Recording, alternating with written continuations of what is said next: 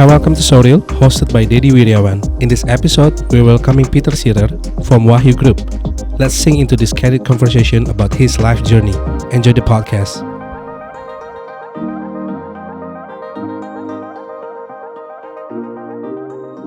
Hi, welcome to Soril. Hari ini kita kedatangan Bro Peter. Hai, thank you bro. Udah Welcome. diundang ke sini. Thank you for coming. Keren banget tempatnya. Gue lihat kayak kegantengan gue tambah beberapa persen. Oke, Peter, Yes. short quick introduction journey-nya dari dulu starting your first entrepreneurship journey, dari first ventures atau mungkin dari career sampai akhirnya sekarang membuat Wahyu Group. Wahyu itu gini, Wahyu Oh Group. iya, Wahyu itu Group. huruf W. W. Oke, boleh diceritain. Wah itu kayaknya 1 jam aja nggak cukup ya bro. Tapi gini, basically mungkin orang tahu ya kalau gue itu seorang yang nggak kuliah sebenarnya, gitu.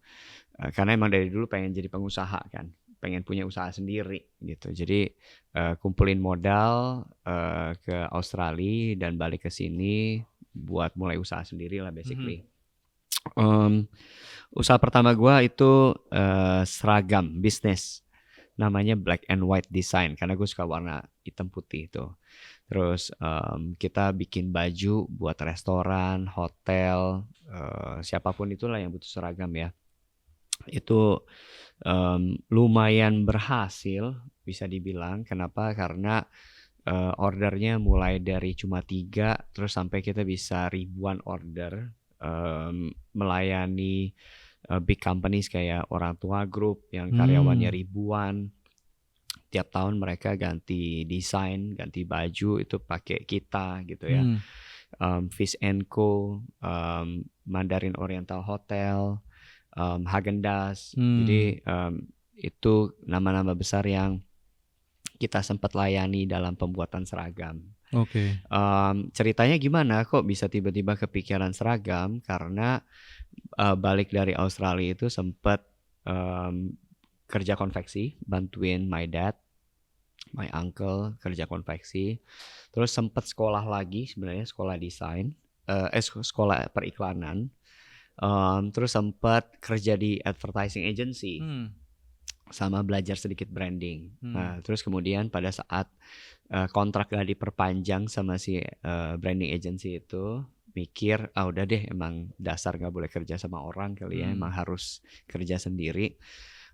Mikir, aduh kalau kerja sendiri tapi kerja apa ya gitu. Jadi kayak gabungan konveksi, ditambah dengan branding, desain. Akhirnya lahirlah, mungkin seragam nih. Karena seragam waktu itu belum ada yang top of mind, ya kan? Mau bikin seragam kemana? Selalu larinya ke Mangga 2 dan lain-lain gitu. Jadi pikir pengen jadi perusahaan seragam deh gitu. Dan akhirnya dari itu ya lumayan lah, puji Tuhan banyak order tapi passionnya bukan di sana sebenarnya.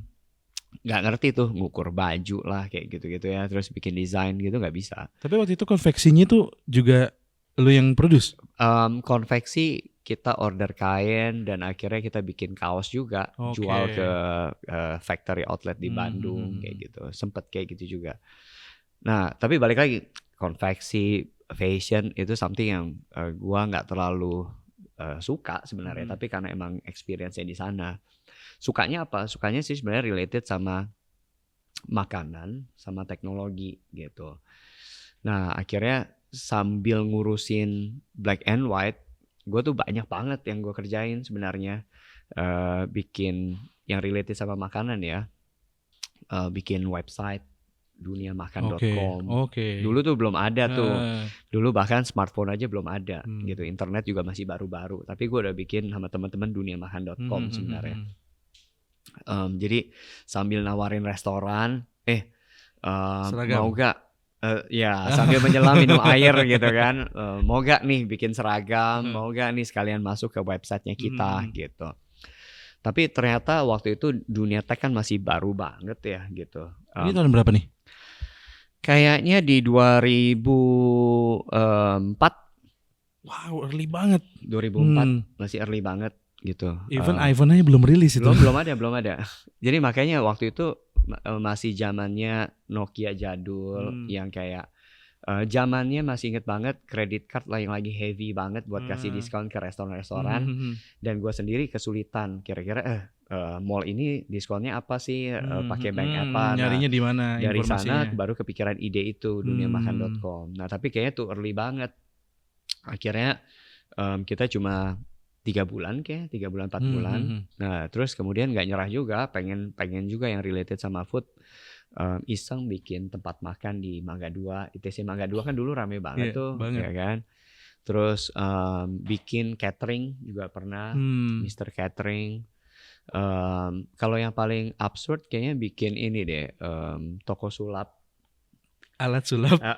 Jadi kerja sama pesulap, kita bikin alat-alat sulap. Jadi kalau yang pengen kayak punya trik-trik sulap, beli dulu nanti kita ajarin triknya gitu. Itu tokonya di? Tokonya kita ada di Plaza Semanggi, ada di Belanova Sentul, ada di Ambassador kalau nggak salah. 3 toko. Tapi gue nggak handle karena gue masih ngurusin yang uniform. Jadi biar ini si pesulapnya. Tapi ternyata pesulapnya canggih banget, dia bisa menghilangkan diri sampai sekarang. Bukan cuman barang-barangnya doang, barangnya dianya pun hilang, nggak bisa dikontak gitu kan. Ya begitulah. Tapi nggak apa-apa, pengalaman yang menarik karena gue jadi tahu triknya gini tau gitu kan. Dari sana akhirnya ketemu sama waktu itu pas planning pengen bikin usaha jasa ini apa namanya cuci helm.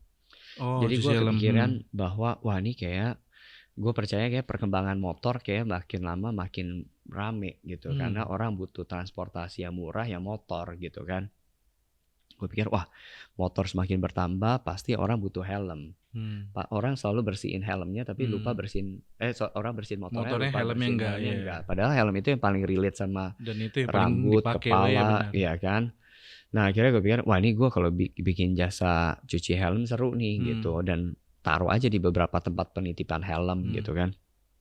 Nah akhirnya gue konsultasi sama satu mentor gue yang memang dia inilah apa namanya biasa ngurusin branding gitu. Tiba-tiba dia bilang, Pit, kebetulan gue emang kalau mentoring sama dia, sama beliau, dan dia bilang nih kayak lu sering banget sih bikin ini, bikin itu, bikin ini gitu ya. Udah, gue lagi bikin sesuatu juga nih, lu mau bantuin gue gak gitu? Bikin apa? Bikin mobile apps namanya. Terus gue pikir, mobile apps. Waktu itu juga belum ada smartphone, itu juga masih 2007. Java dong kalau kayak gitu. Masih Java banget. Terus belum ada istilah apps aplikasi. Terus gue bilang kayak aplikasi ya kayak apa ya? Gue nggak kepikiran sama sekali gitu. Ternyata dia bilang nih contohnya nih gitu ya. Bikin aplikasi buat kalau turis datang ke Jakarta nanti dia bisa klik ada hotelnya apa aja. Terus kalau diklik lagi bisa ngomong bahasa Indonesia. Very helpful buat turis lah. Gue bilang wah ini impactful banget nih, seru banget nih gitu. Akhirnya udah gue setuju, yuk kita sama-sama bikin mobile apps yuk gitu. Nah bikin beberapa apps dulu masih zamannya yang sistemnya juga very simple gitu ya. Terus kemudian dari sana kenalan sama teknologi augmented reality. Nah long story short akhirnya teknologi augmented reality gue sama teman-teman pastinya kita 10 tahun di sana. Kita jadi the largest AR company di Southeast Asia gitu kan. AR & Co itu AR & Co waktu itu ya. Sekarang tuh partnya Wear bener gak sih? Emang dari dulu partnya Wear. Emang dari dulu partnya Wear gitu. Tapi balik lagi kan passionnya gue di food ya. And social impact gitu ya. Kayak merasa udah cukup lah 10 tahun. Kayaknya pengen ngejar something yang kayak mumpung masih muda, masih kuat gitu ya. Masih bisa ada waktu buat ngejarin apa yang gue mau. Yuk do something with food and teknologi ini apa nih. Jadi kalau kombinasi food, teknologi, marketing and branding, terus gue kepikiran kayak seru nih kalau misalnya Gojek berhasil bantu ojek, gue pengen bantu warung makan gitu. Yang tadinya mungkin sering dilupain orang, padahal orang banyak banget di sana. Gue pengen bikin perubahan di sana aja, revolusi di sana. Gimana kalau tempat-tempat itu dibagusin, jadi tempat branding, marketing. Tapi satu sisi orang datang juga nyaman, si pemilik tempat juga dapat pemasukan tambahan, ya kan. Dan akhirnya terjadilah Wahyu di tahun 2018 sebenarnya company-nya. Kalau idenya sih dari 2017. Cuma 2017 masih ngurusin AR-ARan. Sampai 2018 lah baru benar-benar kita punya company sendiri namanya Wahyu.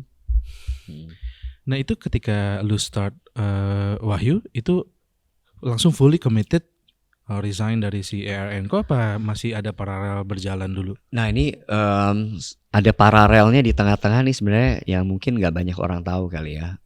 Dulu gue sempat 3 bulanan itu jadi CMO-nya Paxel. Paxel sebelum Wahyu. Paxel tuh yang ungu, yang logistik kan? Logistik, betul. Jadi kayak mereka baru set up, Pete, we need your help gitu ya. Kayaknya Paxel marketingnya butuh lu deh gitu. Susah banget nih nyari orang marketing. Terus akhirnya kayak, gue lagi bikin Wahyu nih, gue bilang gitu kan. Ya nggak apa-apa sambil aja kan. Wahyu juga masih baru, Paxel juga masih baru, jadi bisa. Terus akhirnya sampai gue bilang, tapi kalau Wahyu udah dapat pendanaan, gue cabut ya gitu. Akhirnya benar, puji Tuhan Wahyu dapat pendanaan dan gue harus bilang kayak gue cuma bisa sampai di sini kontribusinya. Waktu itu tapi kontribusi Paxel itu di mana, Pit? Jadi kalau kalian lihat Paxel nyari positioning atau identity mereka ada hashtag antarkan kebaikan gitu. Nah itu gue yang bikin. Jadi gue suggest ke mereka, kayak kalian harus beda deh sama company logistik yang lain karena kalian ini promise-nya kan nganterin barang dengan baik, tepat, ya kan. Terus juga bantu orang dapat kerjaan as a Paxel Heroes-nya yang nganter-nganter. Terus kemudian punya company value yang cukup baik soal kebaikan, ya kan. Jadi ya gue bilang yuk let's do spirit of antarkan kebaikan aja gitu. Jadi kalau misalnya anterin barang ya harus baik-baik gitu. Jangan sampai ada yang rusak, jangan sampai ada yang nggak beres, attitude-nya juga harus benar. Terus juga kalian harus tepat waktu juga karena pasti orangnya juga butuh barangnya tepat pada waktunya gitu ya. Bahkan kalau bisa pada saat nyetir attitude-nya juga harus baik. Nggak boleh tuh yang namanya lewat hajar lampu merah, lewatin zebra cross, ugal-ugalan. Ya. Benar-benar harus antarkan kebaikan gitu. Jadi kayak menabur kebaikan. Bayangin kalau punya 1000 Paxel Heroes di mana-mana yang berbuat kebaikan, makanya namanya juga heroes kan. So that's the spirit sih sebenarnya. Dan hopefully kayak sampai hari ini juga Paxel semoga terus menabur kebaikan. On early days tuh gue make tuh. Terus gue suka banget sama UI UX-nya. Product wise dia sangat experience-nya enak banget kan. Iya. Karena emang CTO-nya juga canggih sih. Plus waktu itu juga yang tech produknya juga hebat. Nah dari situ ketika lu nerima your first investment langsung fully committed tuh. Fully committed. Sebenarnya sih ada cerita juga pada saat kita dapat komitmen pendanaan dan gua resign dari Paxel, ternyata pendanaannya nggak turun waktu itu. Gitu. Jadi nggak jadi gitu kan. Tapi term sheet dan lain-lain udah tanda tangan gitu. Jadi kayak oh shit gitu. Gue udah kayak fully committed, udah hire orang, udah sewa kantor, udah renov kantor, udah siap untuk ngegas gitu dan butuh duit ya kan. Dan akhirnya boleh di-spill gak itu kenapa nggak jadi? Nggak jadinya karena mereka berpikir kalau gue nggak ada orang tech-nya. Belum ada orang tech yang jago gitu. CTO-nya lah gitu ya. Ya, jadi kayak mereka bilang gue cuma mau kasih duit kalau lu udah ada CTO lah gitu. Tapi kan nggak gampang ya dapet CTO ya, you know. Dan apalagi orang yang kayak percaya kita mulai dari nol banget gitu. Jadi akhirnya kita lumayan struggling sekitar 7 bulan 8 bulan tanpa funding. Dan itu gue nggak bisa spill ke karyawan karena mereka kan lagi semangatnya. Masa tiba-tiba guys nggak jadi guys, sorry ya uang kita seret, tiba-tiba kan nggak jadi, bisa bubar kali ya. Demoralize ntar. Iya moralnya juga turun. Jadi waktu itu ya gue sendiri doang. Not even my wife gitu. Nggak mungkin gue bilang ke aku ternyata nggak dapet pendanaan. Not even your wife tahu itu. My wife, gitu. Jadi cuma gue sama Tuhan yang tahu. Jadi gue bayangin ya, gue harus datang kantor dengan motivasi yang 100%, padahal di dalam hati gue juga mikir, aduh akhir bulan bayarnya pakai apa ya gitu. Akhirnya pakai apa? It's a miracle. Gue bisa bilang itu Hmm. Tuhan luar biasa. 11.59 tiba-tiba selalu ada something yang Tuhan kasih aja gitu. 8 bulan bayangin. Dan nggak cuma, kita nggak bilang cuma salary doang ya. Ada operational expenses juga loh. Ya, Pak mesti beli ini, Pak ini rusak, Pak ini kayak, oh ya nanti ya sabar ya. Dan anything yang lu sell juga lu butuh cost untuk HPP-nya dan lain-lain gitu kan. Benar kan gue mesti beli barang ya kan. Iya. Terus kemudian jual. Terus belum, sebenarnya kalau yang paling basic fundamental sih sebenarnya lebih ke mental sih. Bayangin ya, kayak kita harus memotivasi orang di saat kita sendiri juga kayak butuh motivasi juga gitu ya, kayak Tuhan gimana ya cara lewatin bulan demi bulan ini ya kan gitu.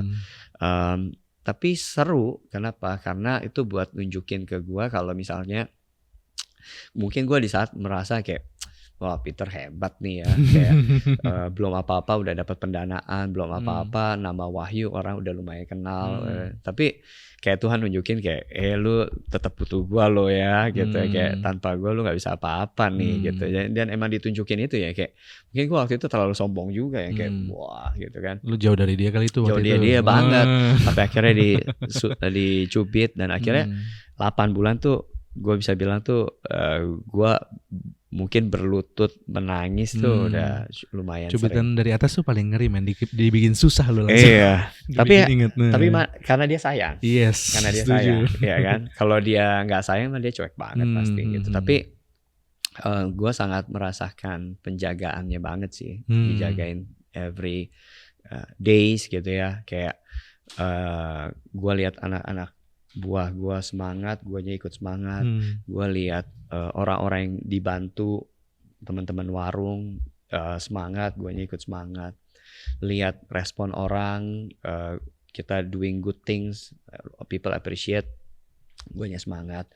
Pulang rumah lihat anak masih kecil, ya kan, guanya jadi semangat. Jadi kayak many things yang kayak support system yang Tuhan kasih tuh bikin gue tetap semangat sih, walaupun gue punya 1000 alasan buat menyerah juga, udahlah capek lah gitu ya. Tapi ya segala sesuatu indah pada waktunya. Sampai akhirnya titik poinnya adalah di Desember. Gue masih inget, gue merasa pokoknya kalau Desember gue nggak bisa lewat ya udah gitu. Gue sampai udah nggak tahu mesti carinya di mana, karena Desember tuh THR, gaji 2 kali lipat, ya kan. Sampai akhirnya kayak aduh, yaudah akhirnya tiba-tiba out of nowhere ada yang ngajak meeting di Pacific Place. Orangnya katanya terkenal tapi gue juga nggak tahu gitu ya. Dan gue just being me gitu, yang kayak perusahaan gue ini, kondisi perusahaannya ini gitu ya. Terus akhirnya dia bilang apa yang bisa dibantu, dia bilang gitu. Gue suka lu, gue suka perusahaannya, gue suka model bisnis modelnya, apa yang bisa gue bantu, dia bilang gitu. Terus gue bilang gue butuh uang. Dia bilang simpelnya gue butuh uang, gue butuh 500 juta akhir bulan ini buat gue bisa kasih anak-anak gue gaji, gue bilang gitu. Oke, gue pertimbangin gitu. Terus tiba-tiba gitu aja, ternyata dia oke. Terus kayak wow, dapat nih gue duit gitu ya. Tapi ternyata gak selesai di situ, masih ada final ujiannya lagi. Jadi pada saat udah oke, kemudian si yang kasih duit ini tiba-tiba mungkin 2-3 minggu setelahnya, Pit, ada si ini nih di lu punya susunan perusahaan, ada Japanese company ya gitu. Bisa gak jangan sampai ada Japanese company dong, dia bilang gitu.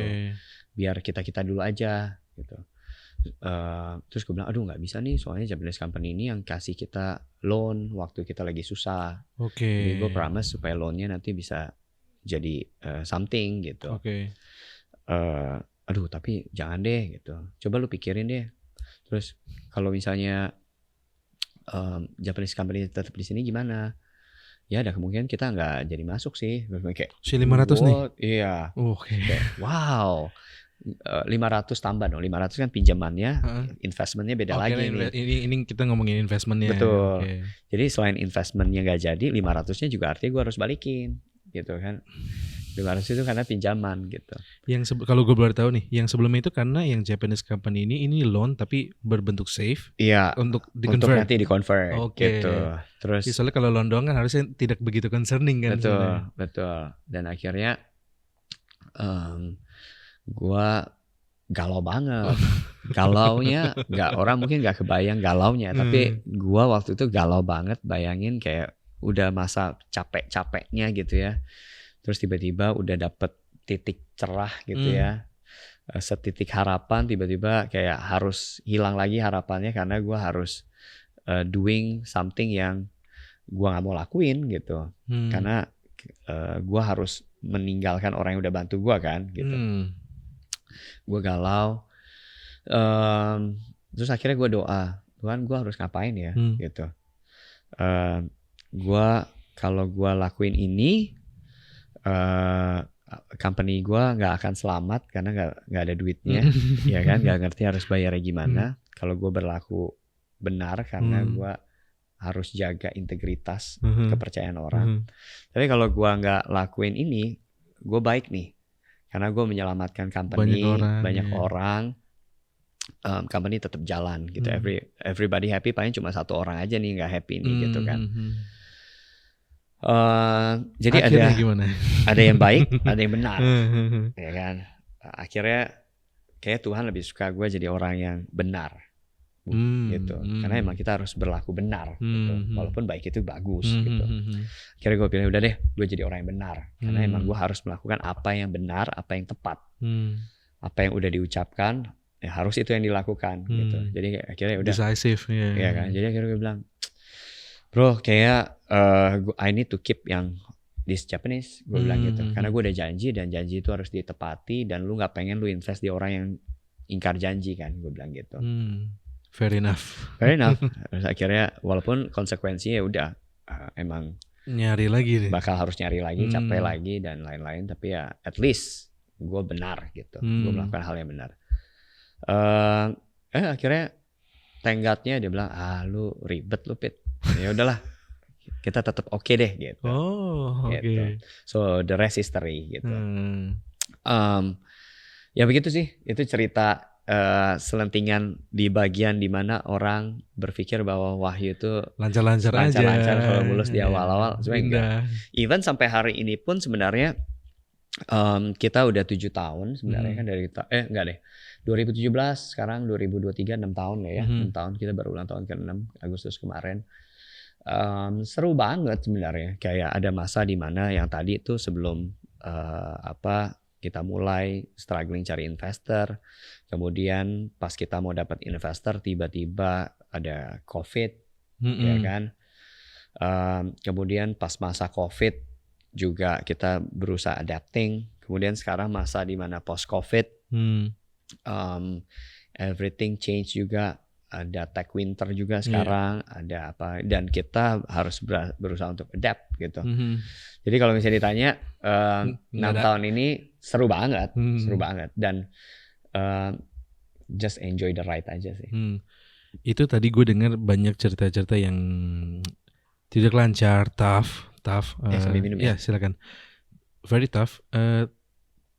Gimana Pit lu untuk somewhat handle itu ya? As a personal gitu, handle itu. How do you keep your mental tetap sane? And sama tadi gue dengar juga maksudnya how you keep this your spiritually balance gitu loh. Yeah. Gimana? I think faith is very important ya, gitu. Agree. Di dalam kehidupan kita gitu. Kalau misalnya nggak ada faith, mungkin kita merasa kayak kita di dalam kabut yang nggak jelas, nggak tahu kita lagi in the middle of nowhere gitu ya. To be honest, faith ini yang jaga gue tetap bertahan gitu. Bisa dibilang pengusaha itu someone yang memang rely on God banget sih. Agree. Kalau nggak ada Tuhan tuh kayak bingung juga mau rely sama siapa, ya kan. COVID tuh nunjukin bahwa God can take anything in a second gitu. Jadi kalau misalnya ditanya, to be honest, ada mental, spiritual, it's something yang memang harus dijaga banget sih. Nah, yang spiritual itu yang menurut gue yang bikin gue tetap semangat sih. Itu yang di dalam ya, itu yang di dalam. Jadi kedekatan gue sama sang pencipta itu, yang ngisi kekosongan gue, itu nguatin banget. Kalau di luar, to be honest, family definitely. Mereka my everything. Apalagi gue baru punya anak waktu itu. Terus sekarang anak 2 ya, Pit? Anak 2, ya kan. Mereka juga perlu pendidikan yang baik, ya kan. Mereka juga perlu hidup yang baik, ya kan. Jadi gue otomatis harus bekerja dengan baik buat mereka, gitu ya. Tanggung jawab, ya. Terlepas keadaan enak gak enak, ya harus tanggung jawab, gitu. Profesional, gitu. Istri, karena to be honest, dia someone yang sebenarnya lahir dari keluarga yang cukup baik, gitu. Tapi gue buat dia agak susah dengan keadaan startup, you know, ya kan. Makanya gue uncertain, ya kan. Dan gue kan selalu berusaha untuk yang kayak, lu hidup sama gue harus bikin lu lebih baik dong, gitu. Jadi promise-nya gue untuk bikin dia lebih baik itu yang bikin gue juga tetap semangat. Jadi dorongan. Terus juga dari luar, social impact juga sama banget. Dengerin kisah-kisah orang yang kayak thank you udah dibantu, thank you udah buat hidup kami lebih baik. Itu juga jadi semangat banget buat. Terus juga kemudian liatin tim yang kerja dari hati, kerja dengan tujuan yang sama, itu juga jadi kekuatan juga. Jadi ya kalau misalnya ditanya, ada yang dari dalam, ada yang dari luar, gitu. Oke. Tadi dari sisi problem ya, how you mitigate this problem gitu. Tapi kalau kita balik, misalnya dari sisi your personal life, dari your family, seberapa menurut lo impacting that you become a leader atau entrepreneur ketika your family nih, your wife, your kids support lo, ada impactnya gak ketika on day to day basis lo ke kantor gitu? Iya. Gue kalau bisa gue pasti nganterin mereka ke sekolah, karena kalau malam pasti sometimes mereka udah tidur juga, udah tidak tentu kita pulangnya kan? Jam berapa ya, udah tidur, ya kan. Jadi ya kalau bisa pas pagi ketemu, nganterin ke sekolah, weekend sebisa mungkin sama mereka, gitu.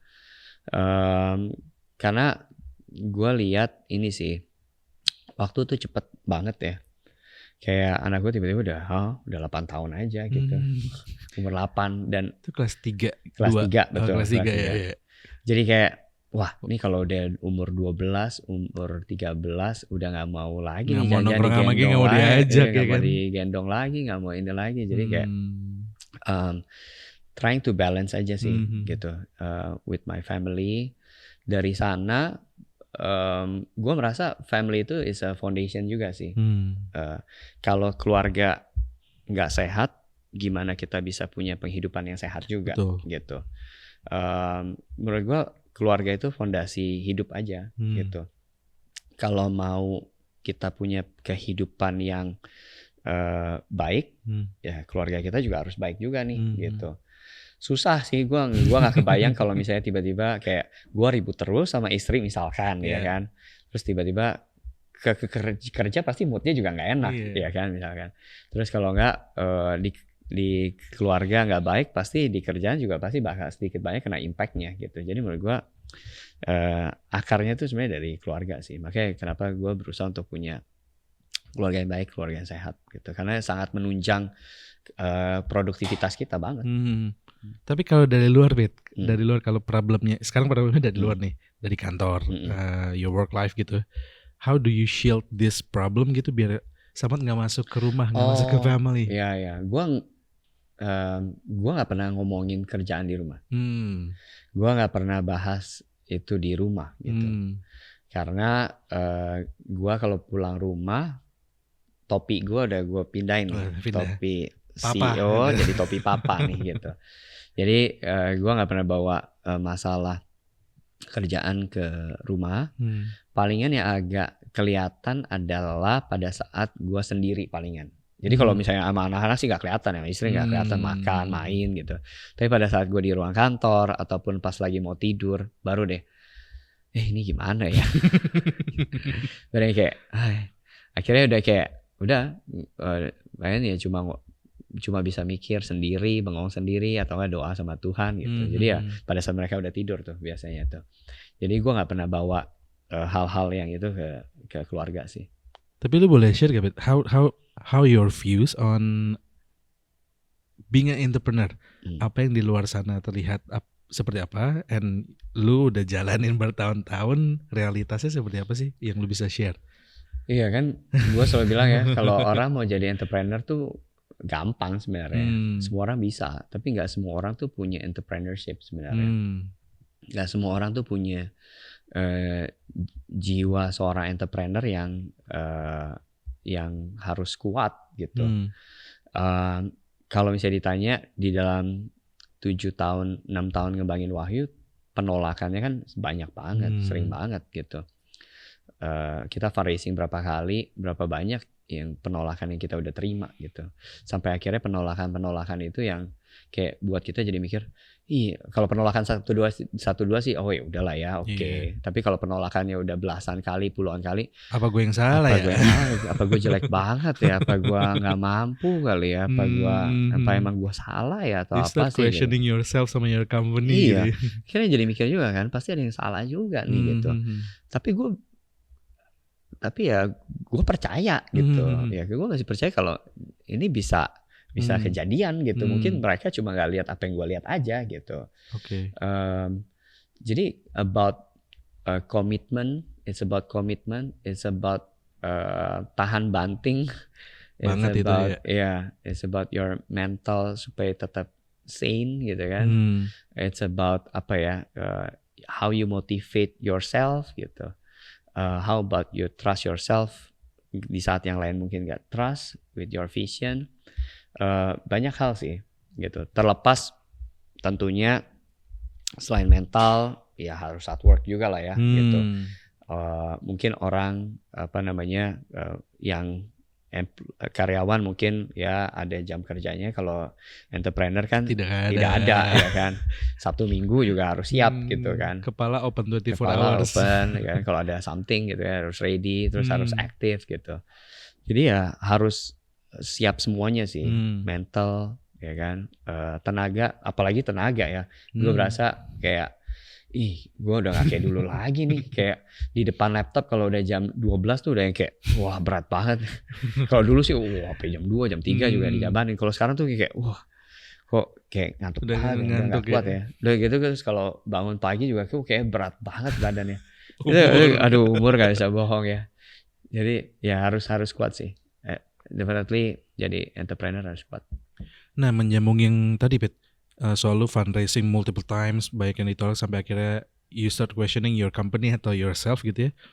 Tapi at the end of the day atau dari milestone yang lu udah lewatin, itu lebih kayak akhirnya lu menemukan eventually there will be venture capital yang tepat nih, yang tahu apa yang gua mau gitu. Atau akhirnya lu A/B testing atau tweak on your company strategy, product market fit, akhirnya baru ketemu visi yang tepat, atau gimana tuh? Boleh di-share gak?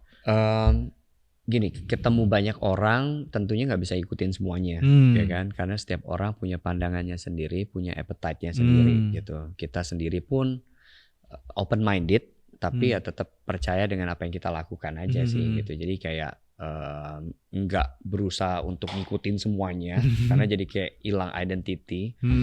Nggak berusaha juga untuk keras kepala gitu ya, tapi just being open, dan kita coba make it relevant dengan masukan-masukan mereka dengan apa yang kita kerjakan, sambil punya prinsip. Waktu itu gue sih prinsipnya ya kayak oke lah, kalau visi ini bukan berarti itu bukan dari Tuhan. Gue Oke, kayak gitu. Jadi oke, kayak gue oke. punya prinsip, kalau bukan dia, thank God Iya, gitu. oke. Ya, kalau dia ya thank God juga gitu. Jodohnya bukan dia mungkin Jodohnya nih. dia, Ya, ya ya. kan. Jadi kalau mau dipaksain juga percuma juga kalau emang Tuhan bukan maunya itu. Jadi waktu itu gue cuma bilang, let's do our best gitu ya. Kita present, kita pitching, kita doing our best lah pokoknya. The rest ya udah tinggal urusan Tuhan deh. Kalau emang dia, Tuhan buka jalan deh gitu. Tapi kalau bukan dia, ya udah Tuhan cancel the deal lah gitu. Jadi kayak udah pasrah aja main di atas. Dan emang kejadian kayak Tuhan, gue maunya ini nih. Ini kayak visinya oke banget nih. Nih. Tiba-tiba yang kita dapat tuh out of nowhere yang kita nggak pernah kepikiran, yang bahkan yang kayak ini apa sih gitu. Mungkin dia geser nih yang ini kok. Iya, makanya kayak, dan itu beberapa kali bukan kita yang nyari, tapi tiba-tiba datang gitu aja. Giliran yang kita nyari setengah mati, kita pepetin berminggu-minggu, berbulan-bulan dengan ini itu, malah nggak dapet. Tiba-tiba ada aja yang ini, gitu yang kayak, wow, oke. Berarti Tuhan maunya yang ini, oke. Tadi gue udah nanya beberapa dari gimana how you manage your time with your family, sama untuk your wife, being a husband, dad, sama entrepreneur. Gue mau nanya dong. Untuk lu organize yourself, untuk kayak menyiapkan waktu atau somewhat keep in touch lah sama your spiritual level. Iya. Konkretnya lu ngapain, Pit? Mungkin ini tips gue buat gue juga nih, karena gue share sedikit karena at some point ketika kita terlalu sibuk, terlalu duniawi, ya kan ya, itu tuh jadi gapnya tuh makin jauh. Gimana lu menjaga? Oke, gue harus keep up with the gap. Jadi gue nggak boleh terlalu jauh. Jadi gue somewhat bersyukur, somewhat blessed. Segala macam. Sebenarnya ya, kadang kesibukan bikin orang sedikit berdoa, ya kan. Padahal kita as a human jangan sedikit berdoa, tapi sedikit berdoa. So that's totally different tuh. Kalau I'll take it itu. ya kan? Kalau sedikit berdoa, ya berarti doanya sedikit. Tapi kita tuh harus sedikit-sedikit berdoa. Jadi kayak every single decision ya libatin Tuhan gitu lah, kayak curhat aja kayak Tuhan ada meeting di sini nih Tuhan. Tuhan, waduh waktunya mepet nih. Jadi kayak it's a daily conversation with your dad gitu. Jadi habit juga ya. Jadi habit. Tapi kalau misalnya ditanya, yang jaga gua banget sebenarnya lebih ke punya community. Punya community. Karena kalau lu mau sehat, tentu pergaulan lu harus sehat. Komunitas lu harus sehat. Kalau lu mau maju, pergaulan lu harus yang bisa menuntut lu untuk maju gitu. Tapi kalau lu dengan pergaulan lu komunitas yang happy dan yang nggak bawa lu kemana-mana, you will stuck there juga gitu. Nah, gue bersyukur gue ada di komunitas yang kebetulan gue yang harus menggembalakan. Gue harus mengayomi. Dan ketika lu di posisi itu, lu harus diisi dulu sebelum lu ketemu mereka kan.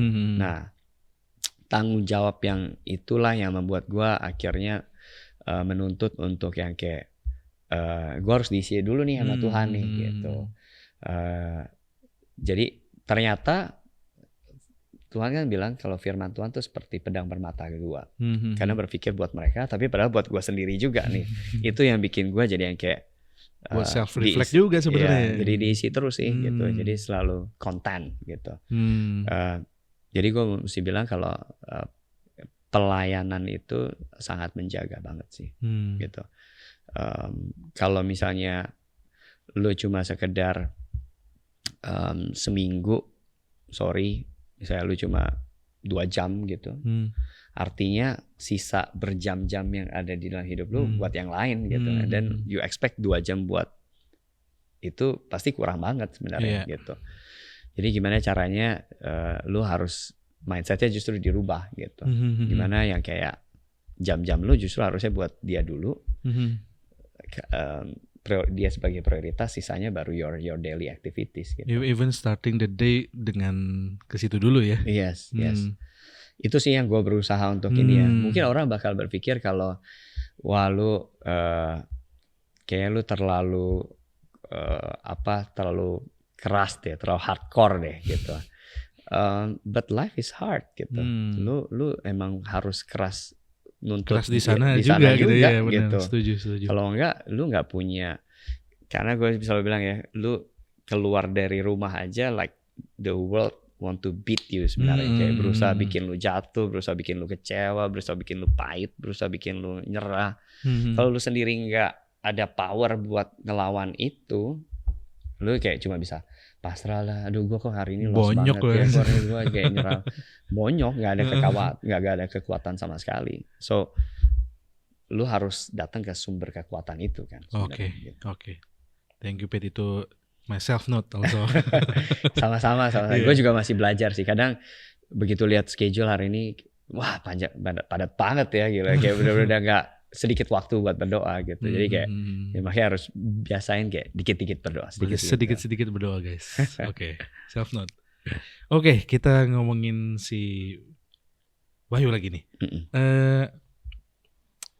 Gimana sih Pit, rasanya akhirnya you getting close with this community, orang-orang yang di Wahyu, internally sama di externally.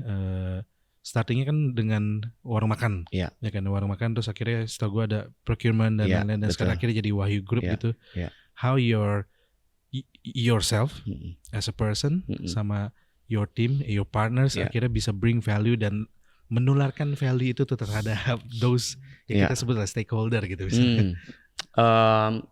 Yang penting sebenarnya di dalam company pasti tim ya. Tim itu yang harus sejalan sama kita. Tim itu harus percaya sama apa yang kita lihat. Mereka juga bisa lihat. Mereka juga harus percaya value-nya kita dan mereka menghidupi value-nya kita juga gitu. Jadi gue selalu bilang bahwa Wahyu ini ada sesuai dengan nama PT-nya, PT Wahyu Saluran Berkat, gitu, supaya kita bantu orang banyak nih. Jadi kalau misalnya kita belum jadi berkat, artinya ada yang salah nih, gitu. Jadi yang pasti apapun yang kita lakuin ini harus bantu orang sebenarnya. So that's the spirit, gitu. Nah itu yang terus kita omongin sebenarnya, gitu. Kita komunikasiin ke semua. Dan yang paling penting sih sebenarnya jangan cuma sekedar slogan sih. Karena banyak visi misi itu just a slogan. Oh kita harus ini, kita harus itu. Tapi di dalam kehidupan sehari-harinya jauh dari itu gitu. Jadi paling penting we as leaders kita menghidupi visinya kita aja gitu. Di dalam kehidupan kita orang akhirnya lihat mana yang cuma sekedar slogan atau benar-benar yang komit dengan menghidupi apa yang kita mau capai gitu. Jadi makanya setiap kali yang kerja di company Wahyors, kita selalu mendoktrinisasi, kita ini problem solver, kita ini harus bantu orang, kita ini jangan bikin orang kecewa, kita ini justru harus bikin partner kita lebih maju, lebih sukses gitu. Itu yang kita terus ini. Dan di satu sisi ya kita juga as a team, company culture-nya juga harus yang kayak gitu juga gitu. Nggak no office politik, jangan sampai ada yang hal-hal negatif gitu. Kalau enggak ya gimana kita mau bantu orang yang jauh kalau yang di sekitar kita aja nggak merasakan itu gitu. Jadi ya kita caranya adalah itu menghidupi value-nya kita aja sih. Gitu. Oke. Tapi dari sisi how you communicate with them, terus how you make sure mereka memahami value itu dan bisa di darah dagingkan untuk dieksekusi tiap hari, itu ada challenge tertentu gak? Ketika lu lakuin setiap hari akhirnya jadi habit sih gitu. Jadi bukan fake kayak gue bantu lu terus kayak bantunya kayak fake gitu. Enggak. Tapi yang kayak emang bantunya jadi pretentious gitu. Kan, iya kan. Jadi kayak dia lagi sulit nih, kita sama-sama doain yuk. Kita sama-sama ini yuk gitu. Jadi ketulusan itu sangat kelihatan sih gitu. Banyak yang bisa merasakan akhirnya bahwa ya ini jadi kayak keluarga besar yang saling perhatiin, saling support gitu. Dan akhirnya mereka bisa hidup karena itu juga gitu. Gue sangat terberkati, gue sangat terbantu, dan gue juga harus bantu juga nih gitu. Lebih ke situnya sih, akhirnya sampai ada yang bilang, nih kalau gue silet keluarnya darahnya warna kuning wahyu. Waduh, sampai kayak gitu. Karena ya kita emang real gitu. Tapi it become a somewhat bigger challenge gak ketika scale-nya pun makin besar gitu? Paling challenge adalah memang ketika employee makin banyak, ya kan, itu udah pasti. Apalagi waktu itu sempat kena masa-masanya COVID, ya kan, masa-masanya di mana kita jarang ketemu. Tapi akhirnya ya yang paling penting gimana caranya supaya kita bisa mengkomunikasikan ke tim leaders kita. Tim leaders kita juga punya value yang sama, vision yang sama, dan dia juga bisa memultiplikasi ke bawahnya juga sih gitu. Challenge-nya memang ketika kita makin besar sih.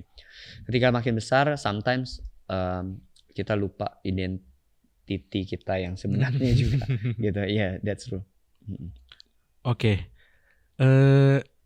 Tadi udah beberapa cerita your journey throughout this entrepreneurship, membangun si Wahyu lah.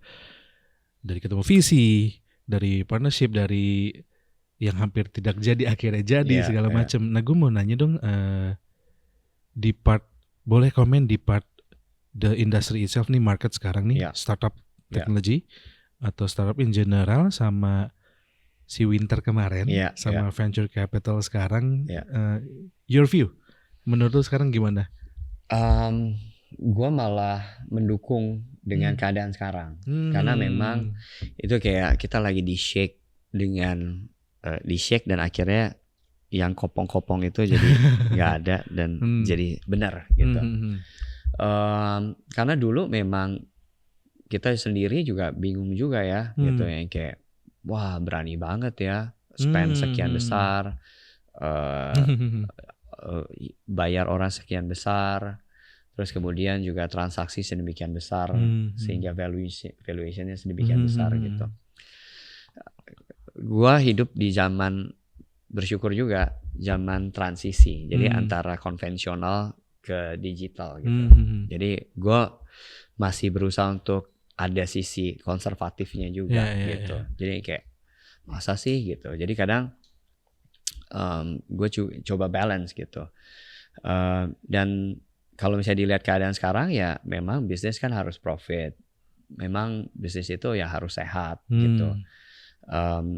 Terlepas strategi orang seperti apa, tapi ya ujung-ujungnya kan bisnis ya harus jalan self-sustain gitu kan, tanpa perlu bantuan apa-apa gitu. Jadi satu sisi gue mendukung dan agree dengan keadaan sekarang gitu.